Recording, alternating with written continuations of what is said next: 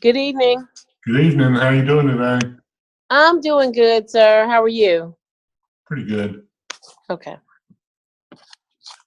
I've got some nagging health issues that won't go away.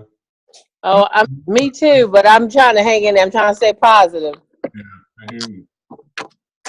How you coming with all your evidence work? I'm doing pretty good on the evidence work. I just need, since it's my last semester, I need to now take everything I've done and break it down to make sure I have everything completed. Yeah. Since we're kind of getting close to that time frame. Yeah. And now let me ask you this question before. I know we haven't just got started yet or anything like that, but as it pertains to the information, far as the information that came from Dr. Lamb about the four of the 6 papers for the PSYOP that we have to do, that comes from some information from other papers. Right. Okay, but the I think it's paper 5 and 6, we have to do on our own, correct? 6 is a reflection. I don't remember 5 right off the top of my head, and no one's quite there yet. I can look it up though. Let me pull it. I'm looking for my sheet right now. 6 is where you have to reflect on all 21. All your competencies. Yes, Yeah, sir. I remember that. I didn't mean to say 6, but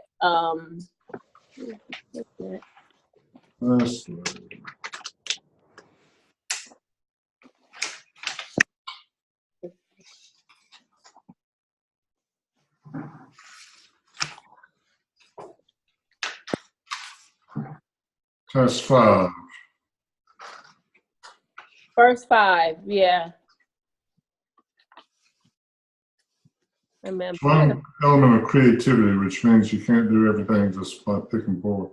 Anyway, it says it summarizes the first 4 tasks of the PSYOP, links those conclusions to student achievement, and you need lots of graphs and graphic organizers that show the whole thing. So it shouldn't be too hard. You just pick your graphic organizer from the first ones and put them together. Okay, so 5 is just a graphic organizer. Yeah. Oh, okay, no problem. I got it. Okay. So pretty much we don't have to do, I just want to make sure clarity, we do not have to do peers on this part. No, you don't. Okay. And once you submit, like for example, on the CAP, once you submit it to turn it in, yeah, you'll get when you get your digital receipt that says successfully submitted. But what happens when maybe I need to go back and look, but what happens after that? We'll get an email because we're submitting on your page, not our clinical page, correct? Right, but you can. I mean, you can get advice from Dr.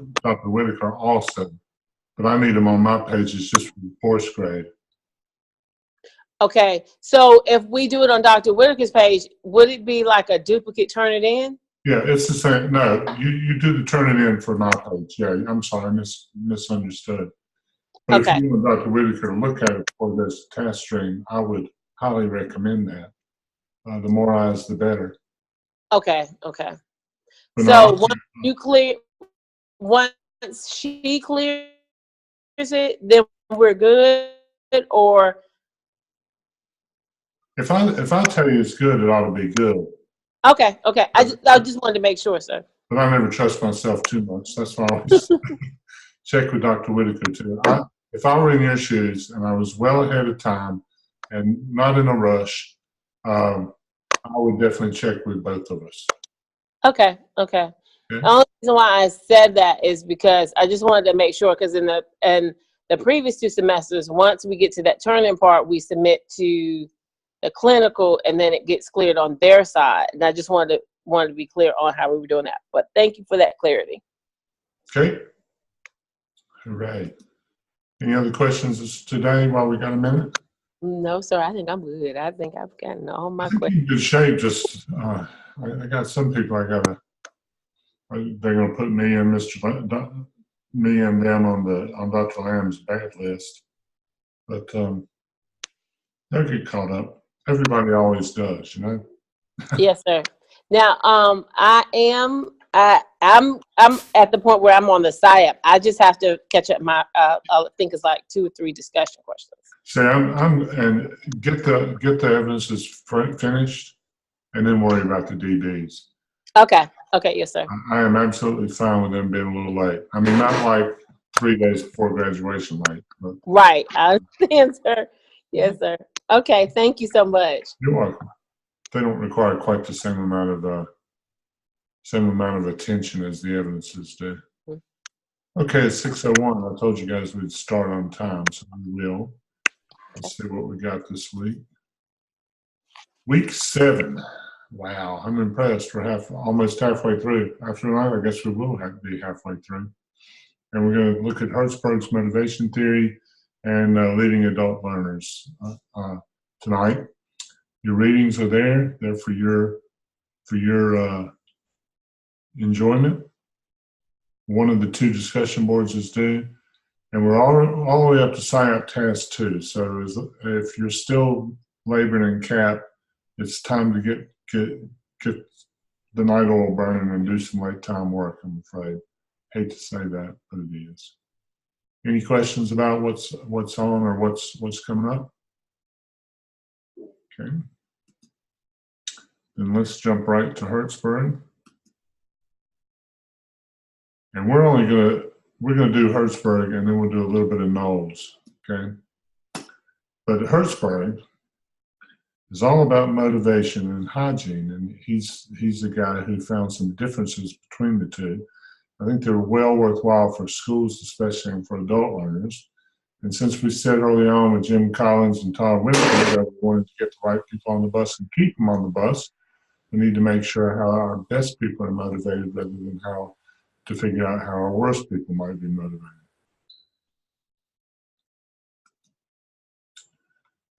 They were first published in 1959. They are still the fundamental theory in motivation.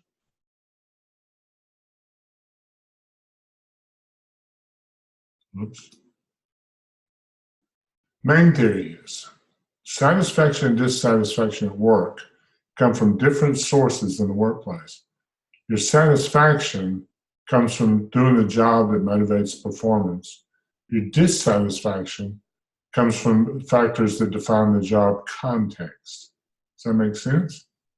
Hopefully it will as we move forward. Except I think I just erased one. Let's see. Hygiene factors. These are things that if they're not good, dissatisfy you with the job, but can't be used honestly for motivation to make you do a better job. So these are the reasons people quit, basically. Paychecks, although that, you know, for teachers, that does not rank high in the list of reasons people give when they leave the profession. It's like, the literature is full of it, and it's about 5th or 6th in just about every list. Classroom management demands, you know, being in a tough class, taking care of sometimes rowdy kids, can make you leave, but just because you can do that well doesn't necessarily mean you want to stay. The next, especially involves folks like you guys who have been doing this a long time, limited involvement in decision making about what to teach and how to teach it. In other words, being told what to do all the time. The biggie is actually administrative support. In fact, that's what I did my dissertation on, because I was highly interested as a principal as to what people meant by administrative support, and found a whole lot of different opinions and values on that. One of the things I found out was that what principals mean by administrative support is not the same thing as what especially new teachers mean by administrative support. More of these will not get people to do a better job. Higher paychecks, less management demands, limited involvement in decision making, administrative support. They will not make you do better if people get better at it. Any others you can add that you know of? Let's look at motivation then. These are the things that motivate people. Doing the job well, the light in their eyes when they get it. Put together a good lesson plan, and it works. I mean, I know that from these Tuesday nights. Some nights I walk away from here like, oh, goodness. Other nights I feel like I did something a little bit. Participating with other professionals in a functional PLC. When people get it right, when they start understanding how it works and how it doesn't work, and it's not just another meeting mandated by the administration, it can be very, very motivating. Being asked to work with the admin team to create a new program. Also, all these things are highly motivating and things that we need to do with our best performers to keep them on our bus and to make our schoolwork better. Those hygiene performers, let's see. These are the things that we need to watch out for because of the politics, because people will eventually leave, but we can't frame our entire motivational system around it. Any questions about either of those? I found it hard to, when I first read these years and years ago, I thought it was hard at first to understand the difference, but some things move people forward and some things just keep people from moving out, and that's really the difference. Dress and hygiene factors are not motivational. And like I said, paychecks, although that's what we see complained about in the news all the time and how we'd do better if we got more, which we would be more likely to stay, but probably not do a better job than we do now. However, the things that fall under that big, beautiful umbrella of teacher empowerment, those are the things that will motivate people, keep them on staff, keep them teaching, keep them working harder and harder and harder. Okay.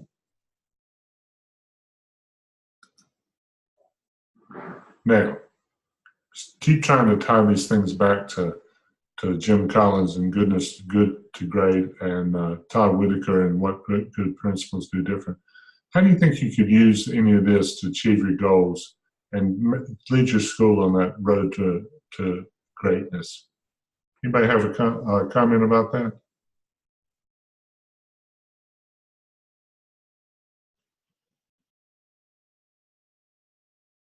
Okay.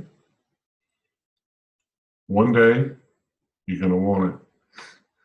Put this in your toolkit somewhere so you can refer back to it. How do you avoid motivational pitfalls and traps as you go for the best? What kind of things can happen? How many of you have seen schools where it was decided the rapport was no good between staff members and the solution was social events? Ever seen that? I've had friends who did it, and I have to tell you, it's not what it's meant by making better rapport between you teachers. It's not solved by drinks after school. It's solved by working together at school. Those are the differences between motivation and hygiene. Any questions about any of that? Okay.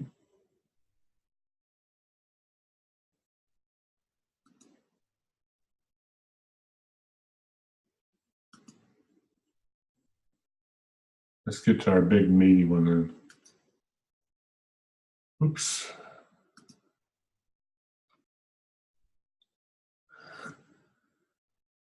So, you're going to see this word underlined through the whole slideshow because my spell check refuses to recognize that it's a used term.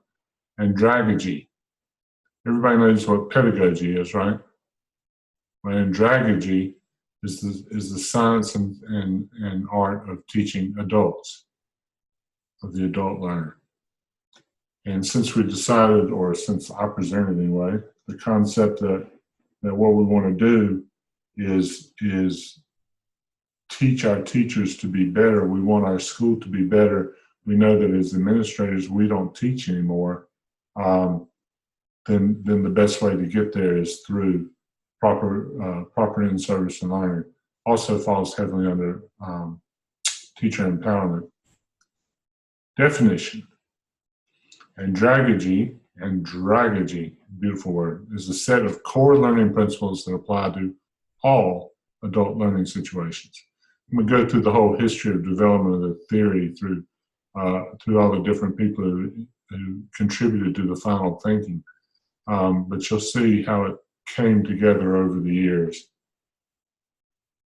Now, the why that learning is offered, the purposes for which that learning is offered, is a separate issue. And next week we'll talk some about the actual purpose and how programs may use their knowledge. Adults are different from kids, and we all know that. 6 principles of andragogy. Number 1, the most important is learners need to know. When adults say why, what, or how, you have to be able to tell them. When kids say, why do I have to take algebra, we can just say because it's good for you, right? But when adults as learners need to know these things to do well at it. Also, this another principle of andragogy is the concept of the learner, because adults are not autonomous and self-directed. It's not, they're not just herded into a room in a good, effective learning program and told what to do. They're actually part of the system of learning. 6 principles continued. Adults have prior experiences. And you can use that for resources, and also so they have a mental model of the way things work in the classroom. So don't ignore those things as you build it up. Adults also need readiness to learn, also have a readiness to learn. They will jump on something that's related to their life.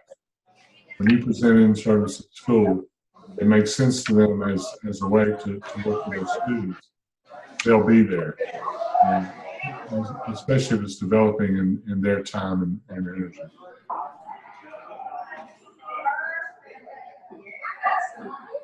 Final 2 principles of the orientation of learning. Adults are problem-centered and contextual. They want to know how this is going to work in my school right now. For example, you work in a school who's got, no discipline. The kids come in, yes ma'am, yes sir, sit down, shut up, do their work, go home. They're not really interested in bringing discipline. I'm in class right now. You're at a school where kids question authority, cause trouble when they get bored. Then you have a different context and the motivation is there. Also, adults tend to learn for its intrinsic value and a personal payoff rather than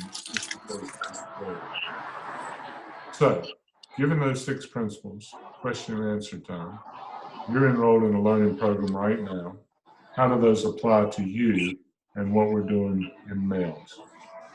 6, learners need to know. Do you know why, what, and how what you got to do and why? Someone tell me, why do you have to know this stuff?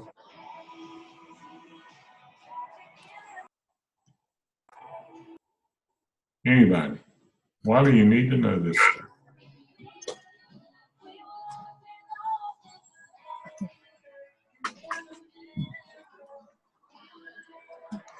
I hope you know when you start, because it's difficult. Have you self-directed yourself into this program? Yeah, of course, because you're adults and you're learners.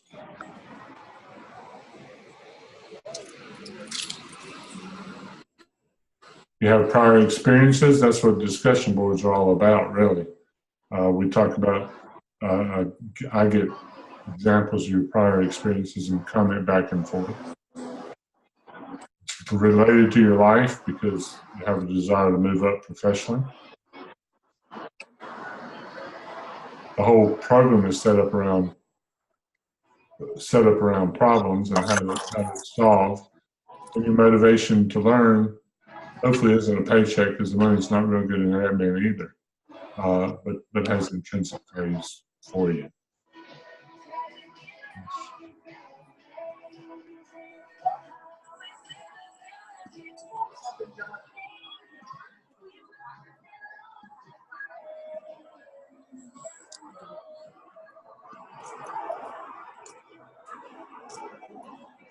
Okay. There are other influences on you as adults as well. You're different learners. and the differences between you are more pronounced than they are amongst kids even. And when we think about how much trouble IEPs are and trying to put together an individualized program for kids, really adults are even more different as they get older. In different situations. Some of you are in schools where kids act one way, some of you are in schools where kids act another way, some of you are in schools where kids already know things like coming in, others of you are in schools where you have a whole lot of catch-up. The goals and purposes for learning are also different for each of you. Some of you just want to grow individually because you're already in a job. Others of you are looking for ways to take, not only to get a new job, but to push your institution, your school, and your district in new ways. And others of you have real highfalutin goals of that changing the world, which I think are wonderful. Okay. Because I'm a former psychologist, I get real hung up on learning theories, so you're going to have to listen for a little while. I'm sorry. There are a lot of learning theories, as you all know. What you want is what you're looking for is the one that encompasses the most sort of stuff. So some of these elemental models, by elemental models, they mean you take each element of a piece of learning. Did you ever have to do the assignment? Someone's loud.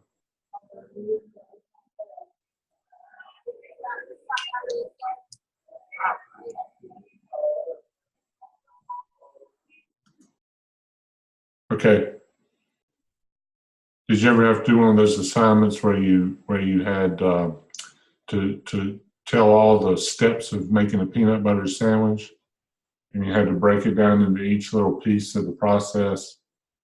Get that a lot in undergraduate school, and you know, you get 20 or 30 steps when you really think about it. You got to get the jar down, you got to get the bread out, you got to cut it in half, put it on a plate, all that sort of stuff. That's what an elemental model concentrates on, each little bit and piece of learning. Some of the names of them here you may or may not recognize.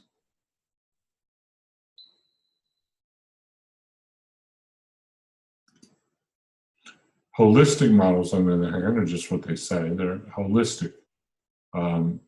They look at a bigger picture. They're more artistic, I think, than research-oriented necessarily. But lots of times they make more sense. Especially this field theory really makes sense for adult learners because it's all about you and your life in space. And you have a gestalt that is different from step-by-step making a peanut butter sandwich. How can I describe it? It's more like the why behind making that peanut butter sandwich, why you decided to do that, why you decided to use crunchy rather than smooth, whatever. But the holistic models always say that self-actualization is the driving force behind learning. It's what it's all about. It's being more complete as a human. Now, there was lack of research into adult learning for years and years and years, which is funny because teachers of antiquity all taught adults. Nobody taught children. Nobody thought twice about teaching children.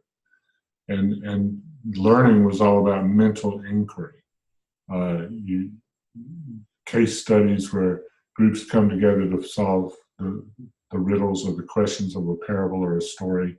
The Socratic dialogue, where questions posed and everybody in the group tries to figure out the answer. Or the Romans, where they actually made you stick with an answer and required to state your positions. But those are all things that you might see yourself doing at school with adults, because that's what all learning or all, quote, schoolwork was. But no one ever really studied it. The first school in the Western world were put together to teach boys to be priests or monks. They were called monastic or cathedral schools, and they were all about an indoctrination into the Catholic faith. There wasn't a whole lot of discussion going on, if you know what I mean. They are the ones who developed pedagogy. the art and science of teaching children. And the way monastic schools and cathedral schools were organized is pretty much still the way we do it today with kids. We tell them what they need to know, and then we give them, hopefully, chances to learn it.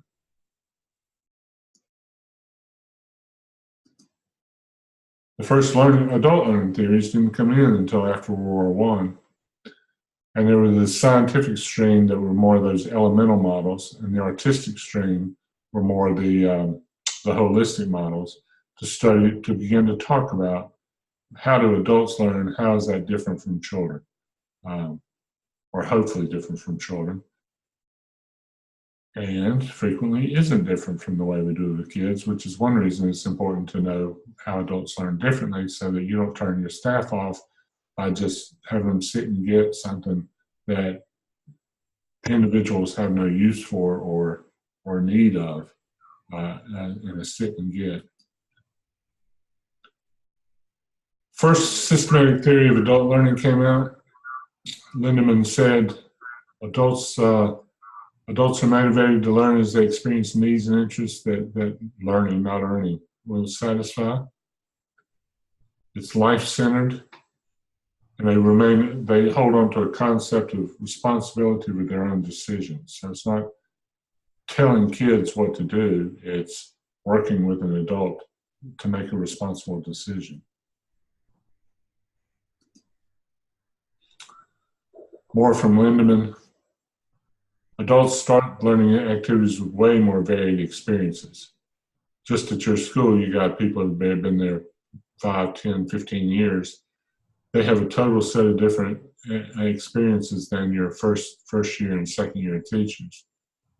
So you have to adjust your in-service for those facts. They're life-centered. They don't need algebra probably now unless they're trying to teach middle school or high school math. So it's all about what is my life leading me to learn now. Their own experience and others' experience are the richest source of learning. Adults have a great need to run their own lives, to be self-directing. It's all about teacher empowerment. So wherever you can plan that into your in-service to keep the right people, see the wrong people are the ones who aren't motivated by their own self-direction.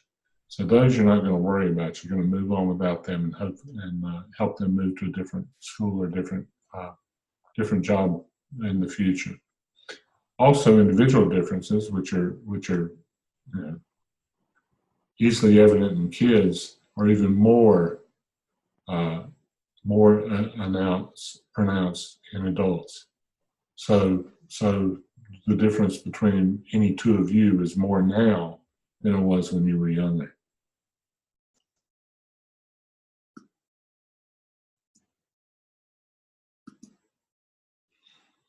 Still by 1940, there was a loose conceptualization of adult learning, but no one had put together the real theory yet.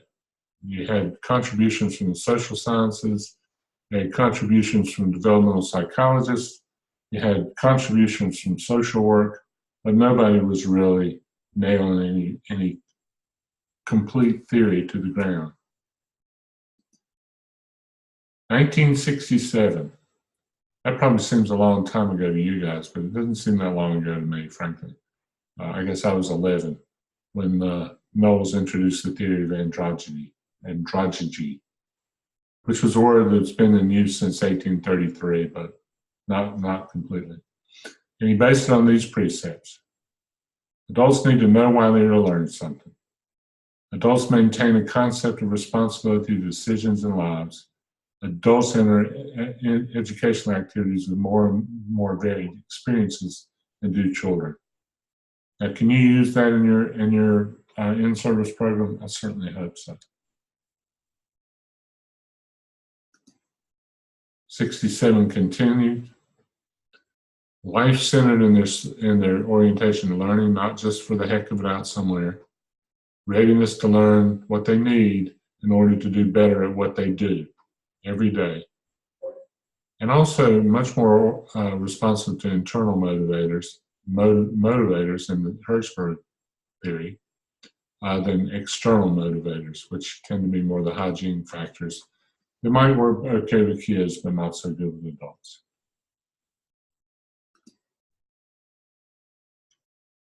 This is where we'll start next week, because learning theory and teaching theory are two different things. Anybody have any questions or comments about any of the androgyny or Hertzberg's theories of motivation tonight? Got a little heavy and deep into theory, but I think theory informs our decisions and is well worth knowing. Anybody have any questions about upcoming events or requirements or things to turn in or anything like that? It is week 7 now, and we're halfway through, almost halfway through. More than halfway through for you guys, because you got to turn in everything so much earlier. So if you're not done with CAP and you're still messing still messing with CAP, it's time to catch up. Okay. If nobody has any questions or comments, I'm going to let you go. Have some dinner, enjoy yourself, and we will see you soon.